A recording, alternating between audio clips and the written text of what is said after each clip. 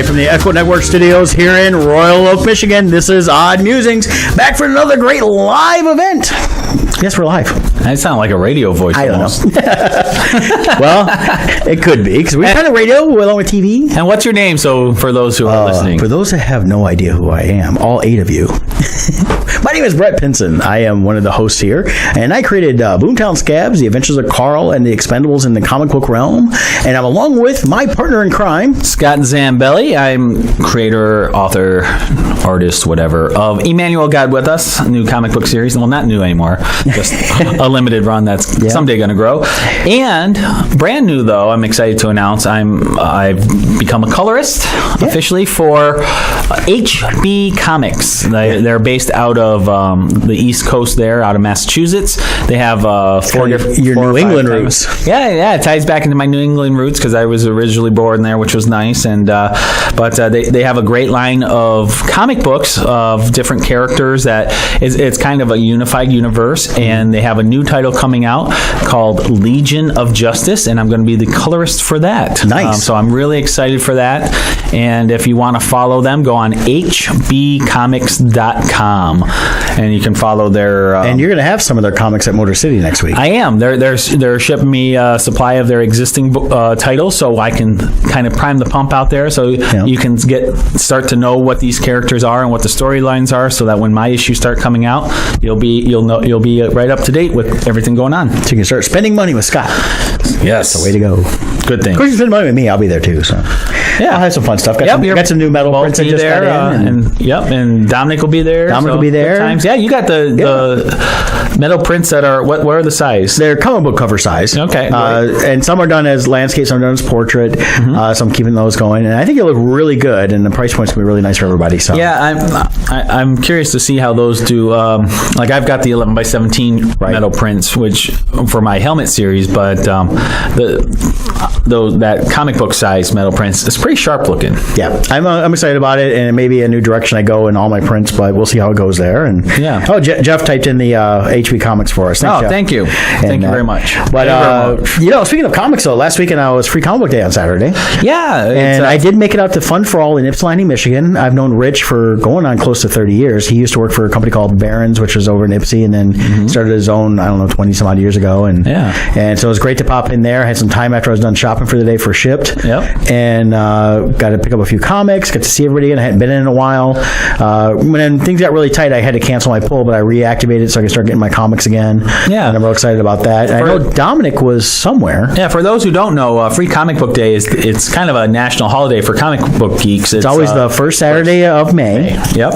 And next year it'll be on May the 4th. Ooh. So they'll tie in. I'm sure there'll be a lot of Star Wars tie-in stuff. They tie it in anyways all the time. I know. Well, they didn't have a Star Wars comic. They had there was the Han Solo Chewbacca a preview type comic for their adventures. Cool. And Dominic, where were you at? I was at Comics and More in Madison Heights. Madison Heights, great, very cool. Had a good time. Did you sell a lot of books? Yeah, did really well. It was busy. It was a good time. I like that shop. And you had Brown's a friend of mine. You had Chris Brown, like the one that dated Rihanna. Yeah. And you had Donnybrook there. Yeah. So, and they carry it there regularly, don't they? Yes. Yeah. They're the only store so far. The only store so far. Yeah, and of course you were with Tony Mielo. Yes. Dan Doherty. Terrell Colbert? Yep. Oh yeah, love Terrell. I haven't seen him in a while, so he's got a lot of great stuff. He's a good artist. Tom Hutchinson, I think is his name. Oh, poor Jeff has to go to work. Have fun, Jeff. Oh, we're sorry. I think there's a cure for that. You can tune in later on Facebook or check out oddmusics.com for the links to our audio versions. Yes, definitely. So awesome. Well, I'm glad you did well. Free Comic Book Day there, and hopefully people are deep into reading Donnybrook this week for you. That's always been the best part about Free Comic Day is I like setting up when I can at shops and selling my books, but it gets people excited about comics that aren't into comics most of the time. And granted, there's a lot that will come in just for the free ones, but when you see someone really get excited, like, man, I didn't realize this was some cool stuff, and they start coming back to shops. And I think it's really been something they started about 15, 18 years ago, whatever it was, and it's really taken off and helped a lot of shops stay in business because it brings in those new customers that realize it's more than comics. There's games, collectibles. Right. And it's been going on for more than 10 years. Yeah, I want to say it's more towards. It's closing in like 15 or 18 years. Yeah. So, and it started off as I remember it started off like a regional thing. I forget where exactly. There's a couple comic shops wanted to do it, and next thing you know, it went to a whole national thing, and they realized, hey, we can make special books. When some of the first independents started making special books just for Free Comic Book Day. And it's also a great way to get new readers into the comic book stores. Yep. So a lot of fun. Yeah, definitely on that. And then that being the beginning of May, there's another national holiday for us nerds. Yeah. It's May the 4th Be With You Day for Star Wars Day. Now, I was working all day doing Shipped, and I ended up sending pictures of the Millennium Falcon every time I was going to deliver. So I'm on your way to deliver your groceries. I had one, though. One of my favorite customers, Alexandra. She's a regular of mine, and it's an office building downtown Ann Arbor, and she was... I should have worn my Stormtrooper. And when I sent her something, I said, hey, everything actually was in this time, because her order, there's usually these drinks that are not in. Right. And so we have to do some changes, and she's great about it. I've never had any problem getting changes done. And I texted her, I said, can you believe it? Everything was in. It's a Star Wars Day miracle. And I sent her my little May the 4th Be With You little thing, and then I sent her the Millennium Falcon. I'm on my way to deliver. She loved it. That's awesome. I didn't realize she was a geek too. She loves all that stuff too. So well, that's awesome. But so I had fun on May the 4th with all that, and then Free Comic Day was great just to be able to pop into a shop. Yeah. Also, this the other day I saw, kind of ties into May the 4th being Star Wars. There was this really cool. I guess it was a fan-made edit. I believe. Yeah, that's what I gathered from. Yeah, I don't think it was a cutscene. I think it was actually a fan edit from The Last Jedi, re-envisioning the whole scene with Leia. And okay, spoiler alert. Where Leia if you haven't seen The Last Jedi by now, you're probably not going to see it. Leia gets sucked into space, and we know the Mary Poppins part and all that. Right. But this fan edit was so good, and as those who listen regularly know, I was very disappointed with Last Jedi. I absolutely love this, and if this was included in the movie, it might have been enough to redeem for the first half. It would have definitely been a good redemption on some of the stuff. So it was Luke Skywalker being Luke. Yep. It showed the connection between Luke and Leia. It showed the power of the Force that Luke has. It also explained why Luke has the change of heart, where he shows up to Rey the next morning and says, we start training. Tomorrow or whatever he says, which once again that goes into the whole 18-hour time frame, but somehow she's on that planet for 3 days, right? But that's a whole nother issue. But anyways, it was so good. So actually I should share that on did I share that on Odd Musings, or was that my personal? We'll make sure it's on Odd Musings. I'll share that. If you don't want to wait, go to my Scott Zambelli personal page. I know I have it on there shared, but I think I tagged your page on when I tagged the live video for those watching live. So for me, in my personal canon, in my head, it is now part of the Star Wars. It actually made more sense. It totally did. It didn't discount anything about Leia and her powers, but it showed that the connection between the two is very important. Because with being twins, there should be that kind of connection. Exactly. And it also harkens back to The Empire Strikes Back, where they had that connection when Luke reached out and calling Leia. And that was really his first time, as far as we know. Well, I mean, he called out. And at that point, his training was very minimal. Right. He had a little bit of training from Obi-Wan, but he hadn't gone to... But they had that strong connection. He'd gone to Yoda now, but he still had a lot more to develop, so it was still all very new. Right. In that. So, but it makes sense in that. Yeah, so I was just, that warmed my heart this morning. Oh, good. Now, also this past week, for me, I'm an NCIS fan. Yeah. And Polly Perrette, who plays Abby, it was her last episode yesterday, and if you didn't watch it, I'm sorry, I'm going to give you little spoilers. The week before, she got shot, and... What? And they kind of hinted that you're going to kill her. They didn't kill her. Okay. But they did kill off Gerald, who played the MI6 agent. I don't know who that is. He was actually he's not African American. He was the black English guy. You can't beat... Because he's not American. That always cracks me up. We have the politically correct term of African American to describe black race. However you want to term it. Well, I don't know what the politically correct is, but if you're not American, if you're British, you can't really call them African American, right? Because they're British, right? So British African, British American. No. So I don't know. African British. I don't know. And I liked him, but at the same time, they didn't really utilize his character like I thought they would. Is Fez still in it? Fez is still in it. He's a main guy, and he's the main guy, not the main guy, but he is a main guy. A main guy. The MI6 agent though, Gerald, they brought him in here and there, and I thought they were going to do more with him, and I think they originally planned on it. it, but the stories just didn't develop right. They did finish the storyline last week. When at the end is when he got shot. You didn't know if he lived or died till this week's, but they kind of wrapped up his story in that. But they really weren't using him a whole lot. And even Abby, I noticed the past year or two, they scaled back on using her as much. And I think part of it was they knew when she was going to leave even before they announced it last fall. Yeah. Well, I mean, she's what, 50? She's 49. She's 49. So she'll be 50 next year. Playing a character that looks 30. I mean, you can only dress that way for so long. They never really get it. But the neat thing was, the episode last night was we did actually see her apartment. We got to see the coffin that she supposedly sleeps in. It was great. Did Gene Simmons come out of it? That would have been hilarious. But we see like outfits in the back from over the years. It was there that she wore, like when she wore that poodle skirt early on when she was going bowling with the nuns and for me, things like that. The peak of NCIS for me was when Jenny was the director. Okay. That's been a while too. Oh yeah, that whole storyline was with Locke Runway and Gibbs' mentor Frank. Yeah, like that whole storyline. I really enjoyed that time period. It was Frank's. I think it was his last name. Frank's. Yeah. That was it. Yeah, and when Jenny got killed off and all that, it just wasn't the same for me. I didn't like. I've always enjoyed it, and the thing was, it's got its. I've always enjoyed it, just not enough to watch it. Yeah, I watch it. Back then, I watched it every week. Yeah, I DVR watch it every week, but it's got its eras. You got the first 2 years were the Kate era, and that was the first time I got into it around the second season. Well, that was really a great surprise. shocking. They didn't announce she was leaving the show, right? And the fun, she goes, "Well, I thought I'd die after going to zones," and boom, her back of her head blows out, and that was a great surprise because when I watched it, I was like, "Oh my god!" I remember because this was like 2006, and I'm watching it going, "Oh my god!"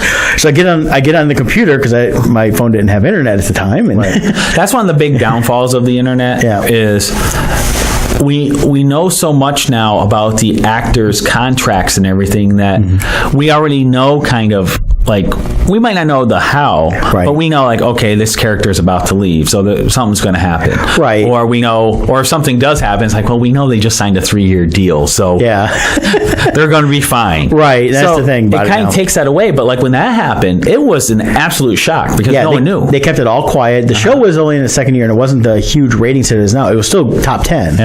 And after that, then when they brought in Ziva, it went to the number 1 show.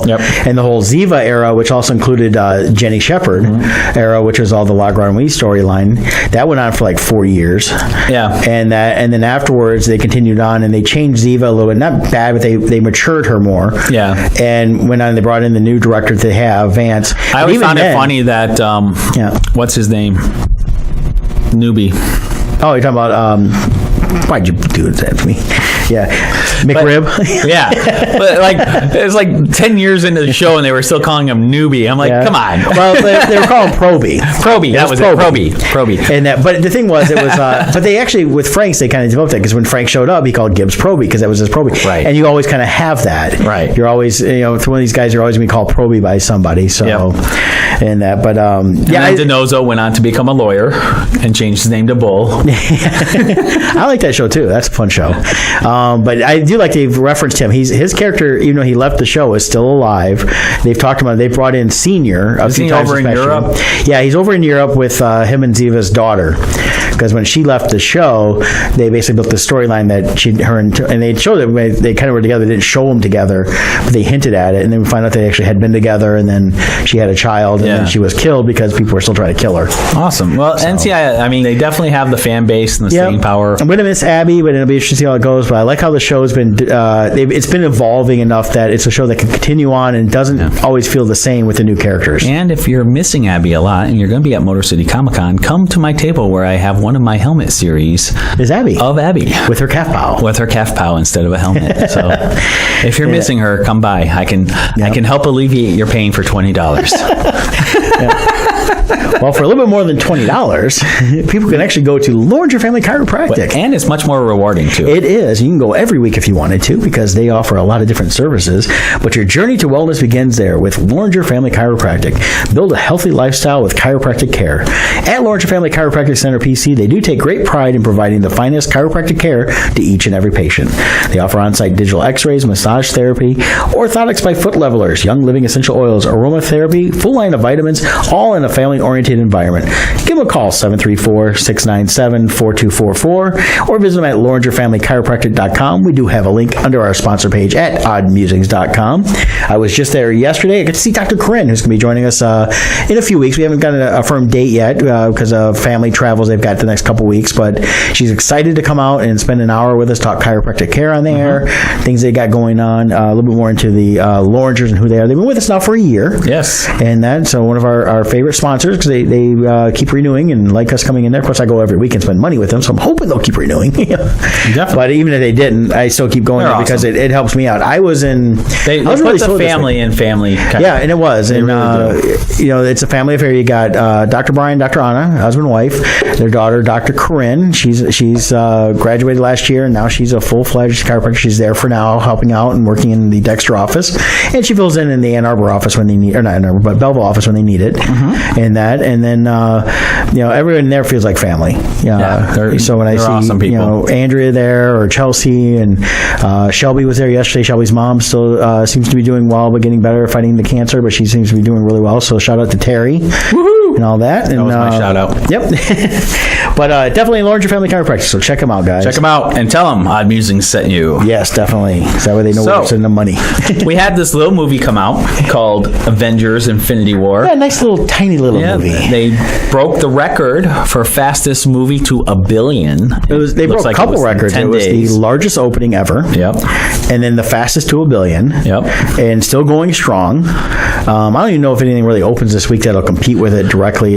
Next week they got Deadpool. Next week is Deadpool, but I really don't. I think if anything, it might even kind of like the Black Panther effect, where Infinity War came out, and then we saw a boost in Black Panther because people were like saying, "Oh, let's go see Black Panther." Black Panther is still in theaters, and it comes out next Tuesday on Blu-ray DVD. It's already on digital right now. So we might have that effect where people are like seeing Deadpool and then like, you know what, I want to see Infinity War again. So we'll see.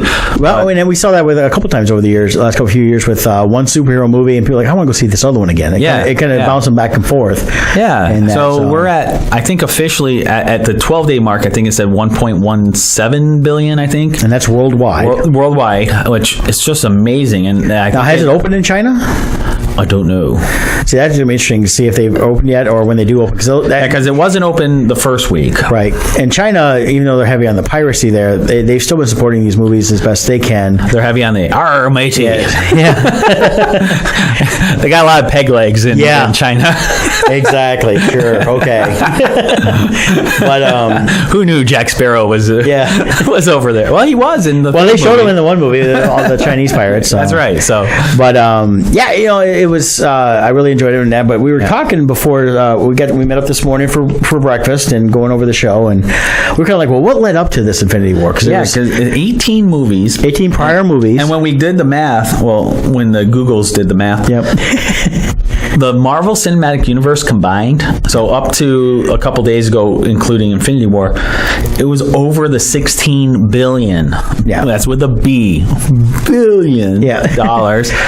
16 for a franchise. In over 10 years, so that's like $1.6 billion a year. That's in these superhero movies. Yeah, they were averaging 800 and something million per movie. Well, yeah, you got to think about what did Iron Man end up with, like around 700-800 million, I think, something like that, and which was huge for 10 years ago.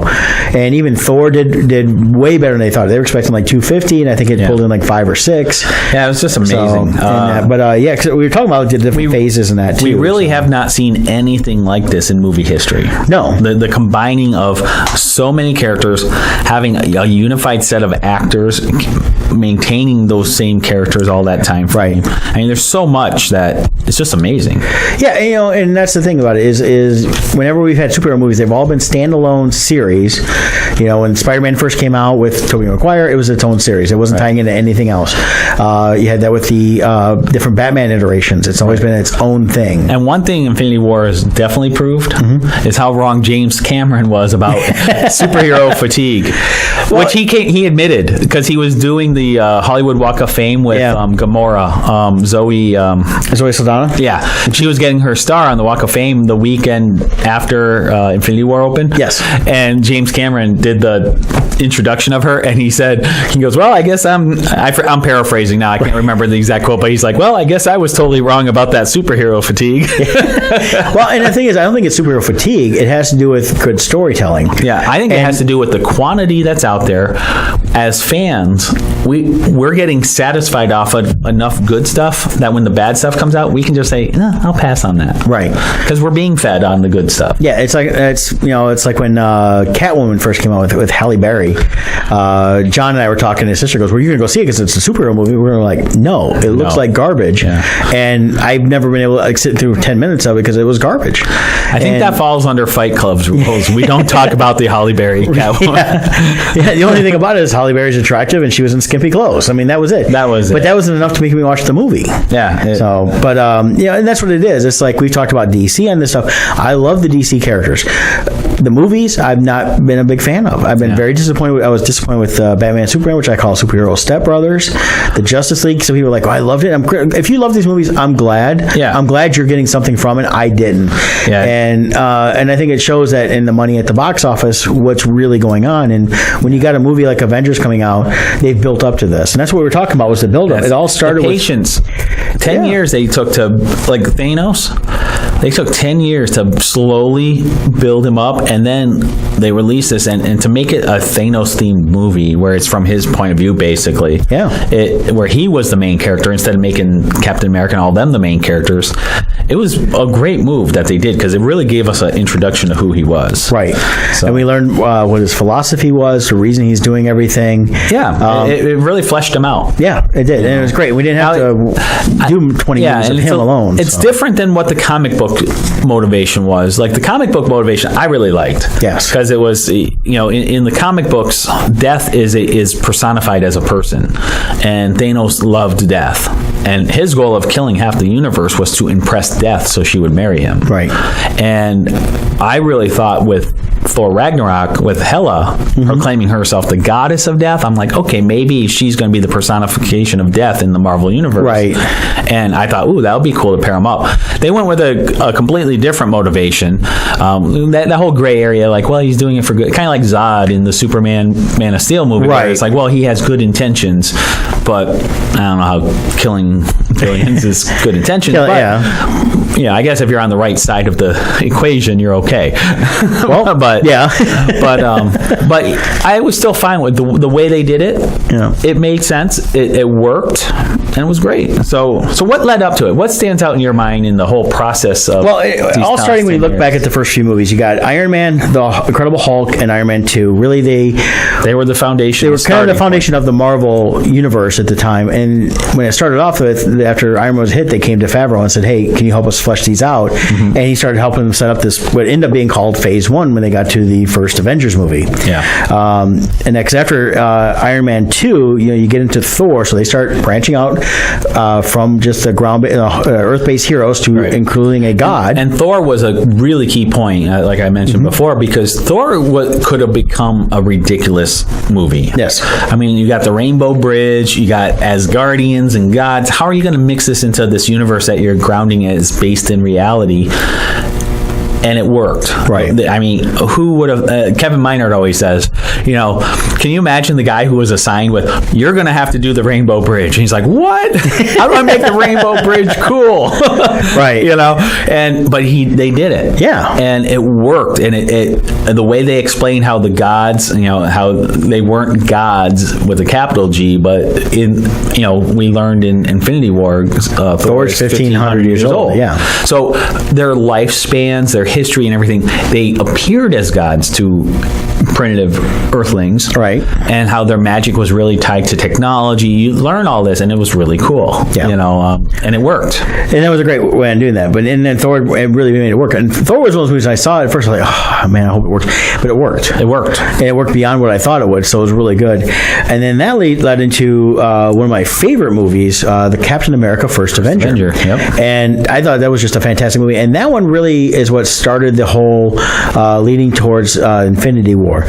they introduced the Tesseract. Yep. And the Tesseract was used by the Red Skull, and it was done with, again, technologies, what create technology for him, and Hydra, because that's when we first see Hydra in the Marvel Cinematic Universe, and creating that within World War II, and set that up for him to come back in the future. That led to the Avengers. Which actually was also the kickoff point for a brilliant season of Agents of S.H.I.E.L.D., where they tied in that whole next phase from first Avenger through Winter Soldier, the tie-in to Agents of S.H.I.E.L.D. They did a great job, because the end of that season, it tied into the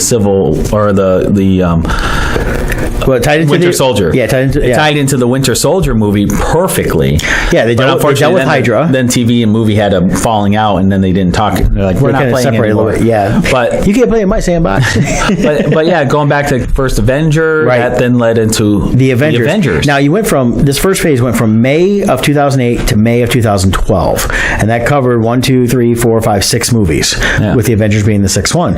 And I remember when the Avengers came out, that weekend I was set up at Big Ben's for a free comic book day, and everybody that came that day did you see Avengers yesterday? I mean, it was, at the time, was the largest movie ever. It was such a fun movie. Yeah. It's the kind of, even today, I can still watch that over and over. And having the cutscenes at the end, and the credit scenes, they introduced Thanos. Mm-hmm. That's the first time we see him. Yep. And it was great. It's the first time I saw it, and we were talking off air, it wasn't their intention to say we're going right into Infinity War. They just kind of threw them out there as kind of a nod to the fans. Which surprised me when I read that last week, because I thought it was intentional. I did too, because the first time I saw it, I looked and went, they're doing Infinity War. Yep. Or actually, at the time, I was like Infinity Gauntlet. So yeah, and I was like, oh, the Tesseract, it's got to be one. And then that would end up being what they went right into. So the fan theories went nuts on that, and they were like, that's what we're kind of doing. Yep. But they admit that the first time it was just that.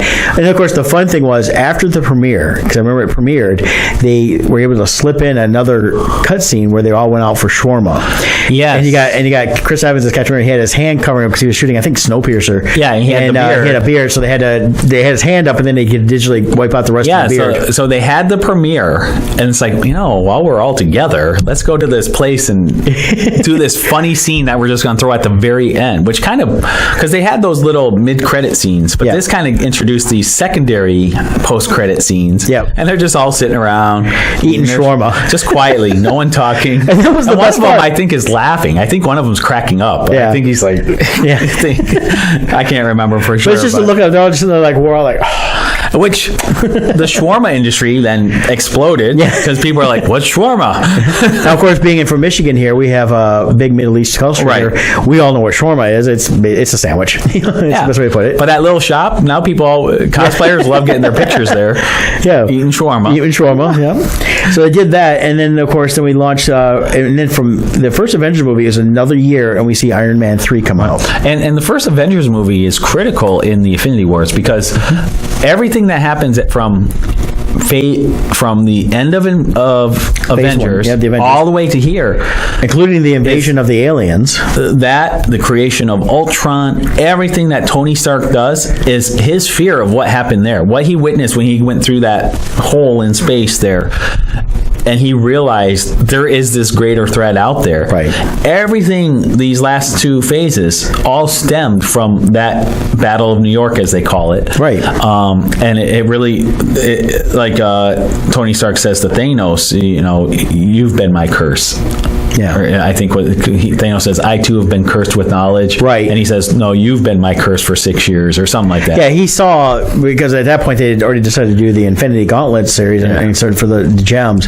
And they took him seeing that and coming back, and he saw something that he had not seen before, and that scared him. And it also led to what he did in Iron Man 3 by basically destroying all his suits. Right. Well, he created all those suits out of fear that one day this invasion was going to come. Because for Tony Stark, he's somebody who prides himself on being the smartest guy in the room. Right. He has control over his life and all these. And then he realized there's something much greater out there that he has no understanding on. Right. And that terrified him. Yeah, and so that led to, after destroying the suits, and they were kind of saying, well, he's done. Yeah. While going forward, he creates newer suits, like this current one's a nano suit and stuff like that. The other key thing with Marvel, what's brilliant about Marvel in all this is all along the way, even with the Ang Lee Hulk, which isn't part of the universe, it was their first attempt, though. Right. they don't, when things are bumps in the road, they just keep moving forward. It's like, okay, we learned from it. Like Iron Man 3, it was a bump in the road. Yeah, it actually was a drop from the previous movies. Oh yeah, and that even Thor: Dark World. World, people were like, "What is this?" But it was kind of a necessary movie to propel what they were going forward with. Well, but with that one, they were trying to find the voice of Thor. They went with the serious tone, and it doesn't work for Thor. No. Thor Ragnarok really showed the better Thor. Which was because of Guardians of the Galaxy. Well, yeah, because after Thor: Dark World, you had Captain America: Winter Soldier, which was a home run, right? Which for me is my all-time favorite. That's your all-time, and it's definitely one of my top 5. I loved it. Had a lot of great lines, but it was also just a good storyline. But when they came out with Guardians, that really was the and this is in phase 2 still. That was the big change in what the direction they were doing. Yeah. And it changed everything. They realized that they could be a little more lighthearted. Yep. They introduced more modern music, which fit this character because he's a character from the 80s when he was taken as a kid. And that's the key. Is Marvel. Everyone always, they follow the Marvel formula. They don't. Every character has their own set of rules and feels. And for Guardians, it's the music. Yep. And for Captain America, it becomes more of the spy novel type movie. Right. Ant-Man was more of like a heist movie. Right, and even the next one still looks like a heist type movie. Yeah, so they change it up based on the character, which I think is genius. Oh, it is, and that was the beauty of Guardians. And I remember when Guardians came out, I was doing Tampa Bay, I think, and I didn't get a chance to see it opening weekend. Got home and saw it. I was like, oh my God, I love this movie. I think I went and saw it like 2 more times. Yeah, because I was loving it so much every time I watched it. And it's still one of my. I would say it's in my top 2. Guardians 1. Yeah, my number 1 is Winter Soldier. Number 2, almost tied, Guardians 1. Yeah, it's close because I had so much fun watching it. It's one I can still pop on anytime and watch. Me and Brett are talking about all this, but if you're listening, if you have any favorite memories or moments you want to type into the thread for us to read, feel free to do that, and we'll gladly read those. Yeah. Of course, then from Guardians, go to Avengers Ultron. Now, Ultron is kind of a interesting one because there's a lot of people that really don't like it. They didn't like the direction. Ultron was key to put they had all the chess pieces on the board, but they weren't in the right spots for the next phase. Ultron was really about moving them in. That's what I felt when watching the movie. I felt like, okay, this isn't like totally an end of phase 2. They used everything in that movie to set up everything for this next phase. Yeah, and to me, really, Ultron, and because the next one was Captain America again, wasn't it? No, Ant-Man was next. It came out after Avengers Ultron, but Ant-Man was, and it did take place after that because we did get a chance to see the Falcon, and we saw Avengers headquarters. Well, and what was great about Ant-Man was this is where because in that phase you had Thor: Dark World, you had Iron Man 3, and you had Ultron, where they didn't quite deliver what people were hoping for. They didn't hit the level that people wanted. Right. Ant-Man was a nice step away and say, okay, we're done with the super grand stuff, and we're going to focus on a small family type movie. Yeah, coming out almost a year after Guardians, it was a little bit different departure, but also got to introduce a different side of the Marvel universe that we hadn't really seen in a while. So by doing that, and then Ant-Man led into Captain America: Civil War, which and they really did, because you got to think, he talked to Black Falcon, and he said, well, Cap's got this going. They hinted at things were going on within the heroes after Ultron, and you could see that there was a struggle starting with the heroes. Well, what was great about and you had a new guy coming in that had no clue on any of it. Well, what was great too was the supervillain in this one was just a regular guy. Yeah. Which this then goes back and ties into Ultron. Is he lost his family in that event, and his whole goal, which it's funny in a meme that they put this in. This guy, he's a big character in the comic books, but movie wise, he was just a guy. Yeah. And he succeeded in splitting up the Avengers, everything that led even up into Infinity War, where Iron Man still isn't talking to Captain America. Right. It goes back to what was Von Zevo or Baron Zevo or whatever his name is. I forget his name. But he was successful. And then you look at the Justice League. You got Lex Luthor, who his actions caused the Justice League to form together, and he created their logos in an email. Yeah. Which was the meme is funnier than what I just said. Right. But anyways. But yeah, so after that, we had Civil War, which was also introduced us Spider-Man. Which, that was huge. And Ant-Man. Or as he's called, Underoos.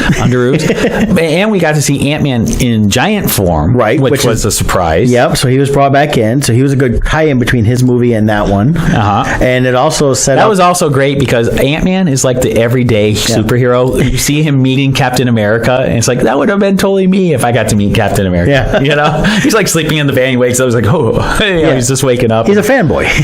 Right. I mean, he represents the normal people if they were the hero. Well, yeah, because he was just he was a good thief, but not really that good because he got busted, but he had some skills in that area, but he wasn't a superhero guy. Right. He's actually the last guy you'd think to be a superhero. Exactly. And but after that, though, it had Doctor Strange came out.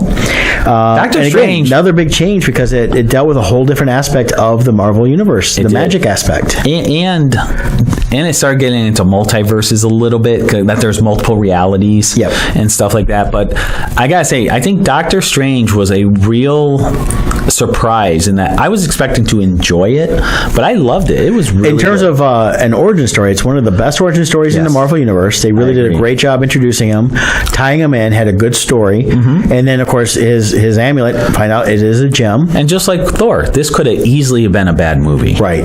It could have easily been bad. Well, I will say that everybody, including Benedict Cumberbatch, were all wanting to be successful. There's been pictures of him in costume when they're shooting in New York, walking into Midtown Comics or other place, going, I need everything on Doctor Strange. Right. Because he wanted to make sure he was getting it right the whole time. Exactly. And they nailed it. Yeah. But what Marvel's been doing really well is the early parts of the Marvel Universe, it was super set in reality. And what they've been slowly doing is phasing more fantasy into it. Yes.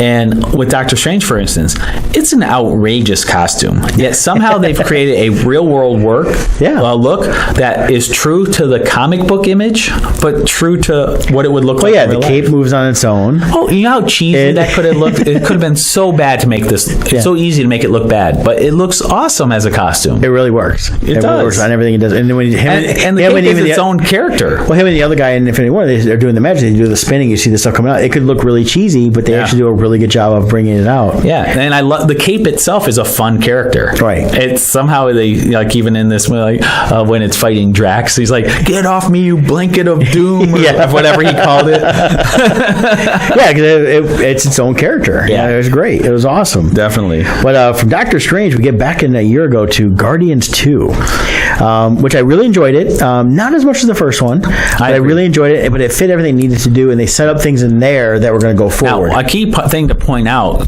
a lot of people watch these movies in chronological order from when they get released. Now, Guardians 1 and 2 actually take place very close to each other and happens about 2 years before Infinity War. Yes. So Infinity War happens, there's like a 2-year gap in the Marvel Universe timeline from Guardians 2 to Infinity War. Yep. So they've been out there for a while at this point. Yeah, they hinted that in Infinity War that the stuff had happened. Right. And plus, we've seen aging of Groot. He went from being baby Groot in the second Guardians, to the credit scene was actually, a lot of people say it was teenage Groot. It wasn't. It was actually adolescent Groot. He was probably about 11 years old. His acorns just dropped. So. Yeah.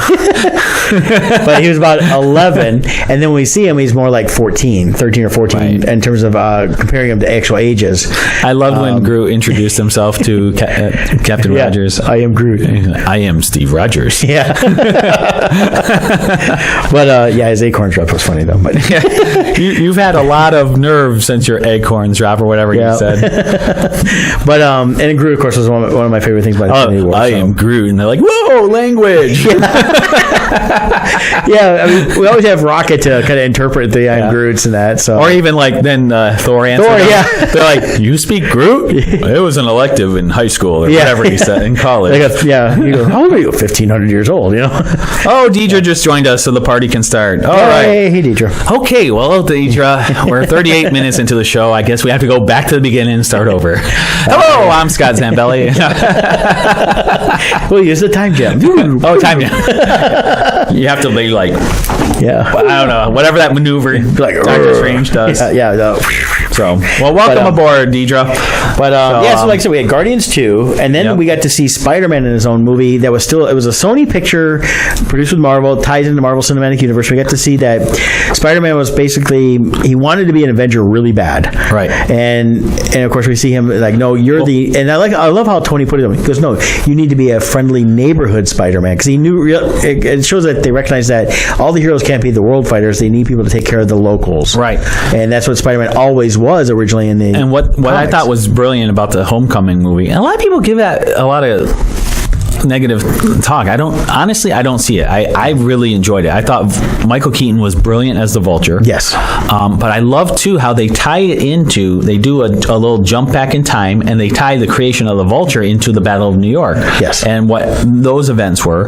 But then I don't know if they've officially confirmed this, but at the very least, it's a very strong fan theory that the little child in Iron Man 3 or 2, Iron Man 2. I want to say they did confirm Did they confirm that it is Peter Parker. Yeah, so the kid wearing the Iron Man mask that stands up to the bad guy, I think it was Iron Man 2, that was Peter Parker. So Peter Parker grew up idolizing Tony Stark. Which makes sense when you see him, because he's like, oh my God, Mr. Stark. Right. It totally works the way it all ties in. Yep. And then even going into Infinity War, where Peter is still looking up to, he just wants to, because Peter doesn't have a father. Right. And so and even his Uncle Ben, who was a father figure, had passed away. So Tony Stark is that father figure in his life that he wants to please. Right. So it's such a great combination there. I liked it. I know there's some people that kind of like, they poo-pooed a little bit, but I personally liked it. I liked the movie a lot. It captures that spirit. And it captured the Spider-Man I always loved. Well, yeah, and he was a high schooler. He's a high school kid. I think they do a great job of capturing that optimism he has and everything. And it was funny in Infinity Wars when they're out in space and they're like, where were you at? He goes, I was on a field trip. So I've had people like, they speculate he said something else. I'm like, no, he said field trip. Yeah. I liked when he then, like a teenager, he's trying to explain how it's not his fault. He's like, well, the suit was very intuitive, and I just thought about shooting the web, and it did it, so it's kind of your fault I'm here. Yeah. And Tony's like, what?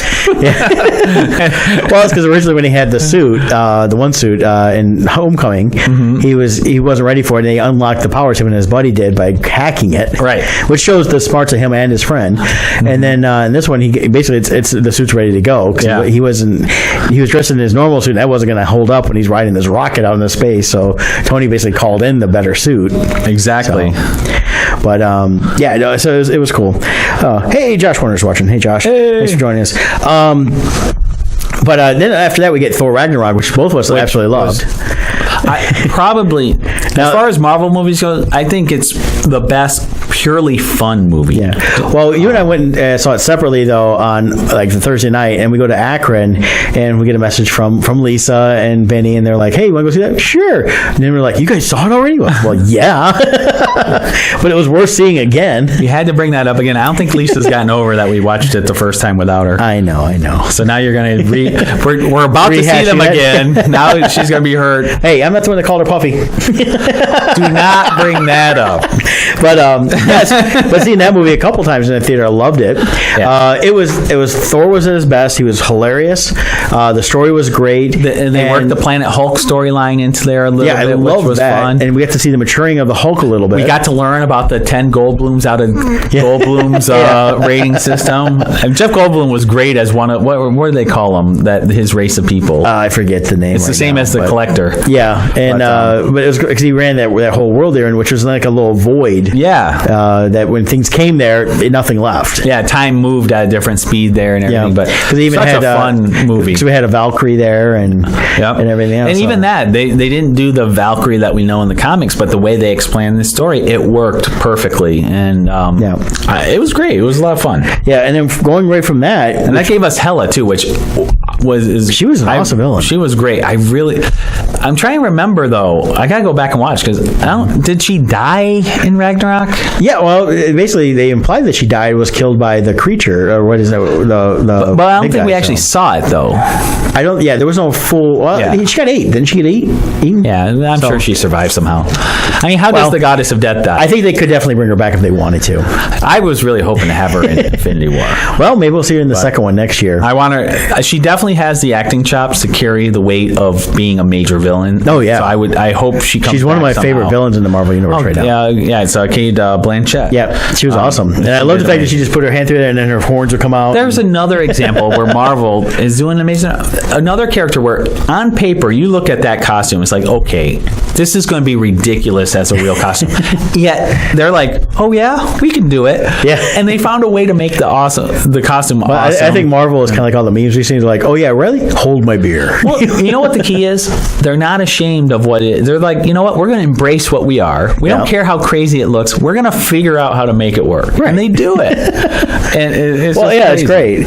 And of course, right from Thor Ragnarok, we get Black Panther, which is a phenomenal movie. They did a great job with it. Here we go. Josh thinks Hela comes back as Thanos' love interest. I'd love to see that. Well, that's what we talked about earlier too. Yeah, she could be death like in the comic, and that's what I changed the character who was handling that part. So yeah, they just changed the motivation for Thanos, but I still think they could work her in. I really hope Hela and Thanos team up. I think that would be a great uber battle for the heroes to conquer. So, and we know that without the glove, though, the Hulk can kind of almost take Thanos. They can go at it. So I'd like to see that without the glove and go full bore. We saw a little bit of it, but he had the glove when he fought Hulk the first time. Right. But I like to see him without the glove and see him I would go too. at it. Yeah. Well, so. And same with Thor too. Like how would Thor versus Thanos? Thor can handle it too. I think technically Thor beat Hulk. Yeah, technically he did. Twice. And then the Grandmaster cheated. Yeah, and shocked him, and then Hulk ended up winning. Yeah. So technically, I'm on Team Thor. Hulk always win. That was a great line too in Thor, where Bruce is like, Thor's like, yeah, me and Hulk fought. He's like, oh, who won? He's like, oh, I did. He's like, that doesn't sound right.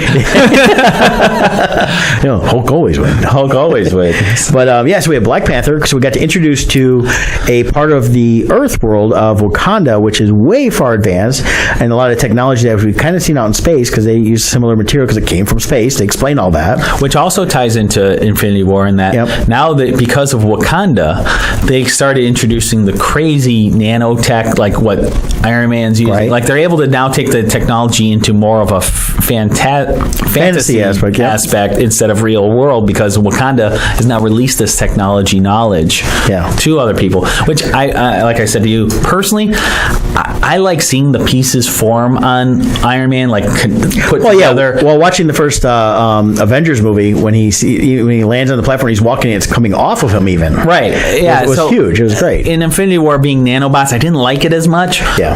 It was still cool, but I just liked seeing the pieces assemble. Right. But it was still cool. He had a great suit, and it was interesting to see what he could do with that, and that. But definitely with Black Panther, it was a great change in the Marvel Universe again, introducing new characters. Oh yeah, seeing a different aspect of the Marvel Universe. And once again, they totally nailed having a completely different look and feel for the movie for Black Panther versus other individual stories. And again, this is one of those movies that you worry about how they're going to handle this. Is it going to look cheesy? Is it going to Marvel said we're totally embracing what it is, and we're going to even amp it up even more. We're not going to run from it. So T'Challa was great. All the characters are great. That movie itself had a really good storyline to introduce everything about Suri. What's the sister's name? Suri. Names I don't have. It's like S-U-R-I or something.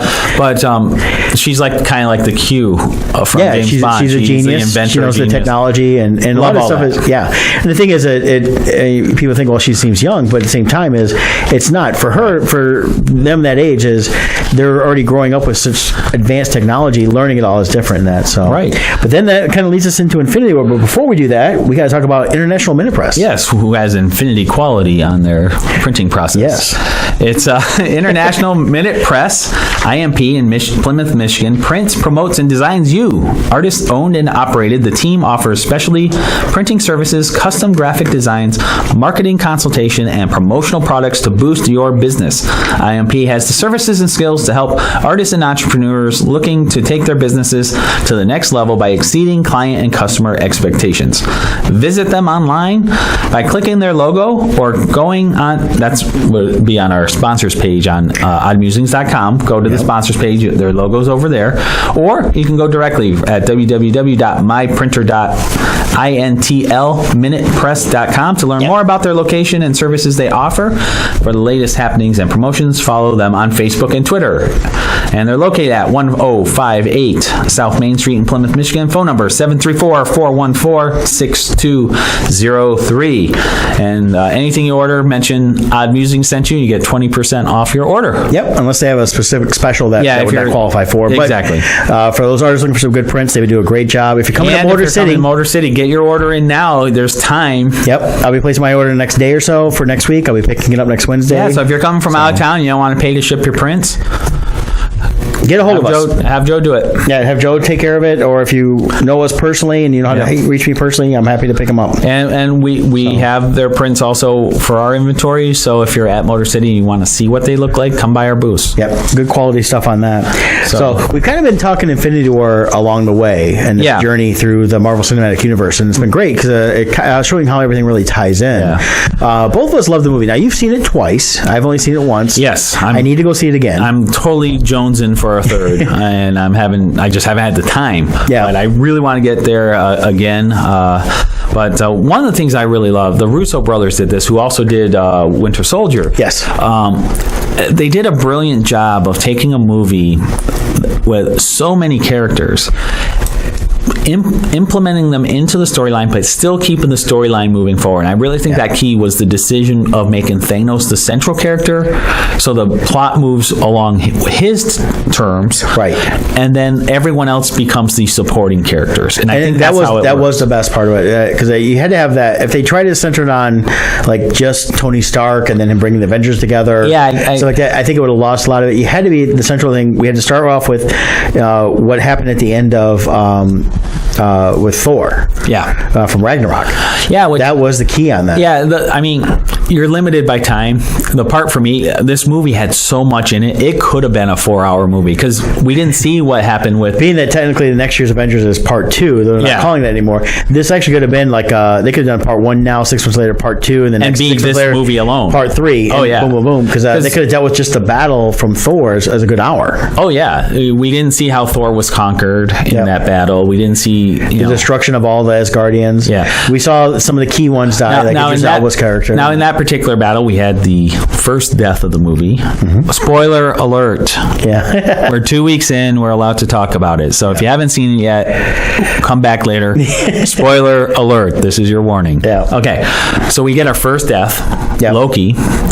But I love that we got Loki saying we have a Hulk. Yeah. And then the Hulk comes charging out, and then we see a great battle between Hulk and Thanos. Mm-hmm. That was a fun one, and that opening sequence in such a short amount of time really establishes the power of Thanos, because Hulk gets defeated.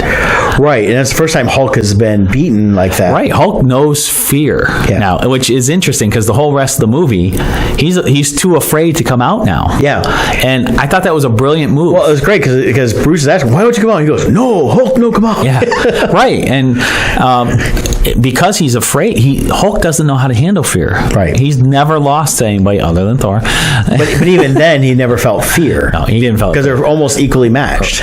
Right, and from Hulk's point of view, he won. He doesn't care that there was cheating. Yeah, but he was legitimately afraid and did not want to come out. Right, and I thought that was a brilliant move on their part. You see Loki dying, which he really, prior to this, was probably the ultimate Marvel villain. You could argue Hela if you wanted, but Loki, I don't know if I classify Loki as evil, though. Loki is he's chaotic neutral. He's more about his own self and his own desires, and he will use whoever he can to get where he wanted, which was always to be the ruler of Asgard, which we saw in Thor Ragnarok. He kind of took that over by playing Odin. But at the end, he does acknowledge himself as Odin's son. Right. So he did do that before. Yeah. Which I thought was... And of course, Thor did let him know he's still the worst brother ever. You're the worst brother, yeah. But I think because a part of him wants to be bad, And well, it's he's got that mischievousness in him, and it's gonna be it's part of his character. You can't get away from it. So it was sad to see Loki go, but and then of course I always forget the character's name, but Idris Elba's character died then too, but not before he was able to send Thor and Hulk through the transportation. Just Hulk.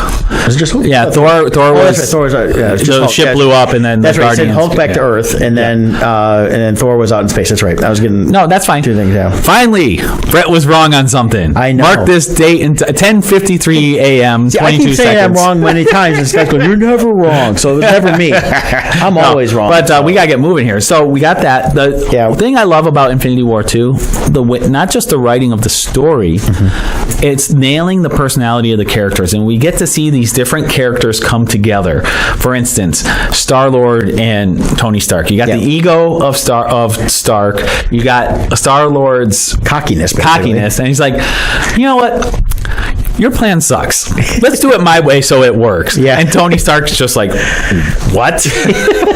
And I love, he's like, your guys aren't paying attention. And Drax is like, I stopped listening once you said we needed a plan. Yeah. And Tony's like, what? Like totally flabbergasted at all this. Right. But let's jump forward to the end, because we're at the end here. So the end of the movie. Well, the end of the movie is basically Thanos gets all the stones. Now we got to remember is when Doctor Strange says he went through like 1 million different 14 million and something scenarios, and he goes, well, how many worked? One. And so when he ends up giving up the last one, I've been seeing a lot of memes say blame Star-Lord.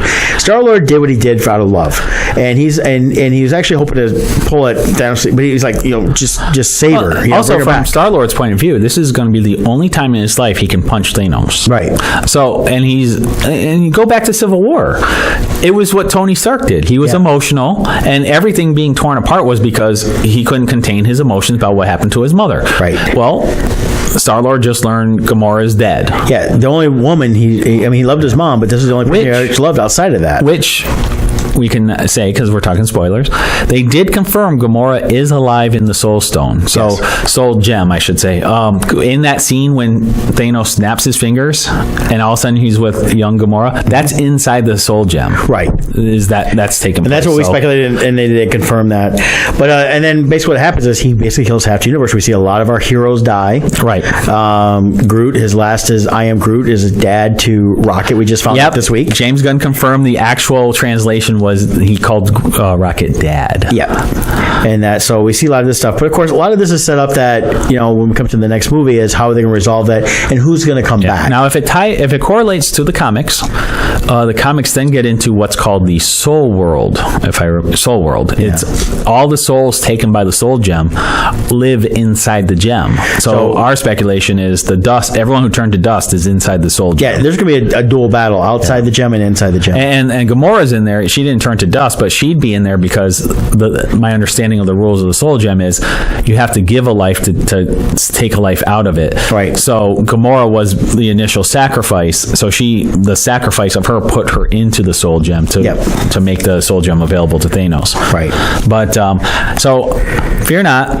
I don't think everyone's dead. Yeah. If they are, it's going to be very weird, these sequels coming. And they originally called it Part 1, and then that's Part 2. They're just calling this Infinity War. Next year will be a different name. Yeah, the speculation is it's Endgame, but there's been no confirmation of that. Yeah, we'll see that eventually, but it definitely isn't going to be after Ant-Man this summer, which takes place just before that, and then Captain Marvel next year takes place in the 90s. Which is interesting. Which will lead up, probably in the end credit scene, will then tie into the next Avengers movie. Because the production photos from Captain Marvel, we're going to see a young Nick Fury. Right. Sam Jackson has both eyes. He doesn't have an eye patch. So that comes back, yep. And we also have... and he looks younger. He has hair. Right. They got makeup on him, make him look younger. So my speculation is we're going to see the origin of Nick Fury, how he went from a regular FBI agent or whatever he was and became how he created the Avengers Initiative. And S.H.I.E.L.D. Yeah, because obviously I'm guessing this might get into the Kree Skull War maybe or something. That's what I'm hoping. And then that's where Nick Fury learns there's something out there bigger, and we need bigger heroes to fight these things. So that's going to be cool. I think it's going to be great. Speaking of having both eyes, oh my God, I love that they incorporated Rocket's eye that he stole in the first Guardians and gave it to Thor. Thor puts it in, and he's like, "Oh, I would have watched that." I had to smuggle it out by putting it in and then it cut off. Yeah, I would have watched that first. Yeah, that was great. So go see Infinity War if you haven't seen it. If you've seen it, go see it again. One last thing. We're running out of time, but the Tyrion Lannister. Yes, bro. He's like 10-foot tall, giant dwarf. I think he was like 20 foot. Yeah, but he was a giant. He was a dwarf. They called him a dwarf, but he was. And he ran the forge that created all the. That was weapons. Awesome too, and so much the axe that Thor. We could have spent. We spent a lot on the universe. We could have spent more on Infinity War. Didn't want to get too deep into it, but we wanted you guys to enjoy it with us. But go see it again. Definitely go see it. Let's and pump up Deidre says he's not evil. She's talking about Loki. So I think his new theme song should be the Alice Cooper, where he starts off and goes, "I'm not evil. I'm just good looking." And on that note, Dominic, why don't you take us out, man?